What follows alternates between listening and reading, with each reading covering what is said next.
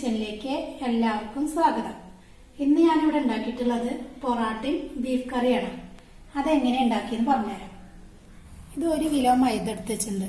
ഇതൊന്ന് കുറേശ്ശെയായിട്ട് ഒന്ന് അരിച്ചെടുക്കണം. മൈദ അരിച്ചെടുത്തിട്ടുണ്ട്.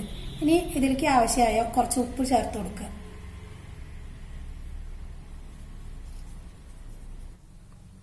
ഒരു ടീസ്പൂൺ പഞ്ചസാര ചേർത്ത് കൊടുക്കുക. 2 ടേബിൾ സ്പൂൺ ഓയിൽ ഒഴിച്ചു കൊടുക്കുക. സൺഫ്ലവർ ഓയിലാണ് ഒഴിച്ചിട്ടുള്ളത്. ഇനി ഒരു മുട്ട പൊട്ടിച്ചൊഴിക്കുക.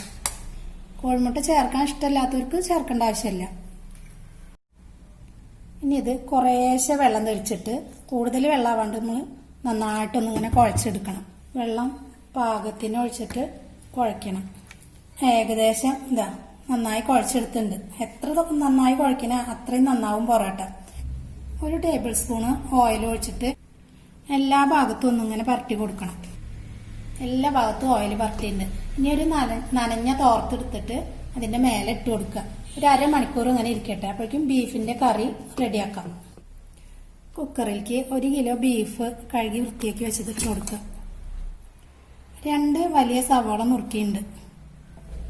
3 തക്കാളി, 6 പച്ചമുളക് ചതച്ച് വെച്ചതാണ്. 12 വെളുത്തുള്ളി എടുക്കുന്നുണ്ട്. വലിയ കഷ്ണം ഇഞ്ചി ചതച്ചത്, പച്ച കുരുമുളകും പെരിഞ്ജീരകവും കൂടി അരച്ചത് 1 സ്പൂണ്, ഒരു 1/4 ടീസ്പൂൺ മഞ്ഞൾപ്പൊടി, 3 ടീസ്പൂണ് മല്ലിപ്പൊടി ഇട്ട് കൊടുക്കുക.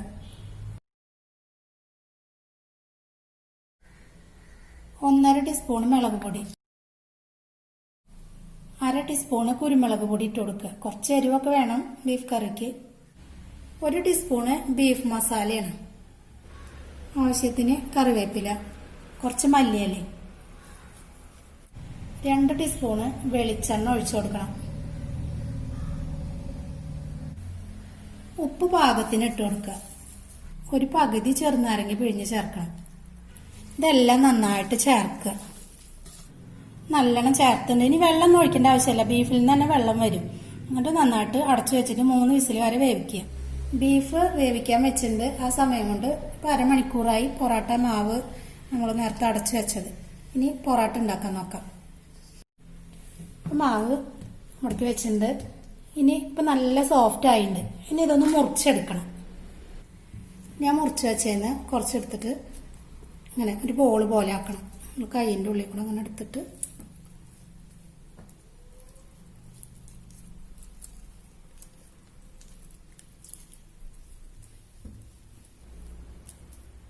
ഇനി ഇതുപോലെ നമ്മൾ എല്ലാതും ഇങ്ങനെ ആക്കിയെടുക്കണം.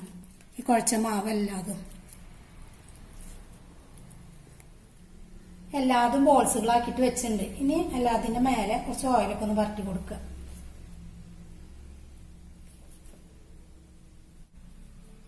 ഇനി ഒരു 10 മിനിറ്റ് നനഞ്ഞ തുണി കൊണ്ടൊന്ന് മൂടി വയ്ക്കണം. 10 മിനിറ്റ് ആയിട്ടുണ്ട്. ഇനി തുണി എടുത്ത് മാറ്റാം.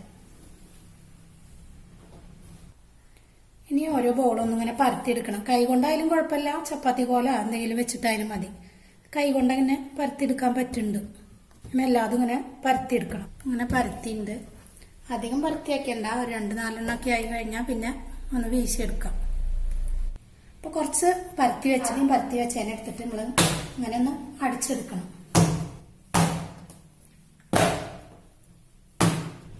നീളത്തിൽ ഇങ്ങനെ കിട്ടിയിട്ടുണ്ട്. ഇനി ഇതിങ്ങനെ ഇവിടെ വെച്ചിട്ട് അങ്ങനെ ചിറ്റിയെടുക്കുക. അവസാനം അത് അതിൻ്റെ അടിയിലേക്ക് വെക്കുക. അതുപോലെ വീണ്ടും പരത്തിയതെടുക്കുക.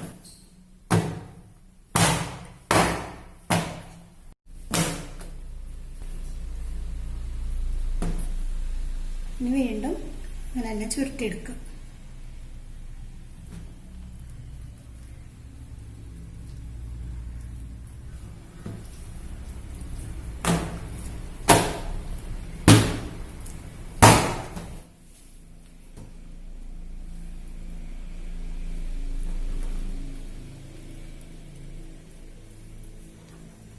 ഇത് ചിറ്റി വെച്ചിട്ടുണ്ട്. നേരത്തെ കുറച്ച് ബാക്കി ഉണ്ടായിരുന്നു. അതൊന്ന് പരത്തിയിട്ട് ഇതുപോലെ വീശിയടിക്കണം.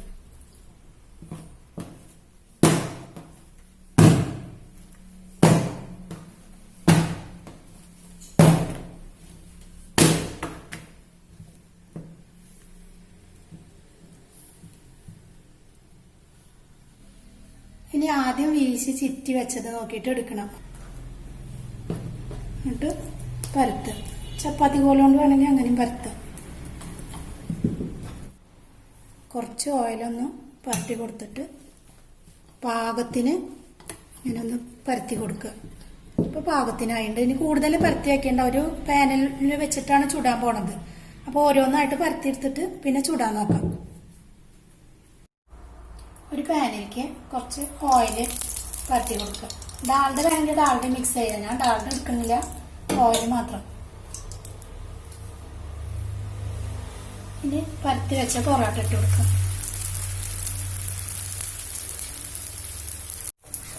ഇത് മറിച്ചിട്ട് കൊടുക്കുക. ഒരു ഓയിൽ പരത്തി കൊടുക്കുക. അത് നന്നായിട്ട് പാകത്തിന് വെന്തത് മാറ്റി വയ്ക്കാം. 4 പൊറോട്ട ചുട്ടെടുത്തിട്ടുണ്ട്. ഇനി അതൊന്ന് കൈ കൊണ്ട് ഇങ്ങനെ അടിച്ചെടുക്കണം. നന്നായിട്ട് അടിച്ചെടുത്തിട്ടുണ്ട്. പൊറോട്ടയൊക്കെ നല്ല സോഫ്റ്റ് ആയിട്ട് ഇതളായിട്ട് വന്നിട്ടുണ്ട്. ഇനി ഒരു പാത്രത്തിലേക്ക് ഇട്ട് വെച്ചിട്ട് ബാക്കിയുള്ളത് കൂടിയിട്ട് ചുട്ടെടുക്കാം. പൊറോട്ടയൊക്കെ ചുട്ടെടുത്തിട്ടുണ്ട് എല്ലാതും. ഇനി കുക്കറിൽ നമ്മളെ ബീഫ് എന്തായി നോക്കാം. ബീഫൊക്കെ നല്ല പാകത്തിന് വെന്ത്, വെള്ളം നമ്മൾ ഒഴിച്ചിട്ടില്ല, അതിൽ തന്നെ നല്ല വെള്ളമുണ്ട്, നല്ല മണം വരുന്നുണ്ട്. ബീഫൊക്കെ റെഡി ആയിട്ടുണ്ട്. ഇനി ഒരു പാത്രത്തിലേക്ക് മാറ്റാം. നല്ല ചൂട് പൊറോട്ടയും ബീഫ് കറിയും റെഡി ആയിട്ടുണ്ട്. അപ്പൊ എല്ലാവരും ഒന്ന് ട്രൈ ചെയ്ത് നോക്കുക. വീഡിയോ ഇഷ്ടമായ ലൈക്ക് ചെയ്യുക, ഷെയർ ചെയ്യുക, കമന്റ് ചെയ്യുക. കൂടാതെ ചാനൽ സബ്സ്ക്രൈബ് ചെയ്യുക. Thank you.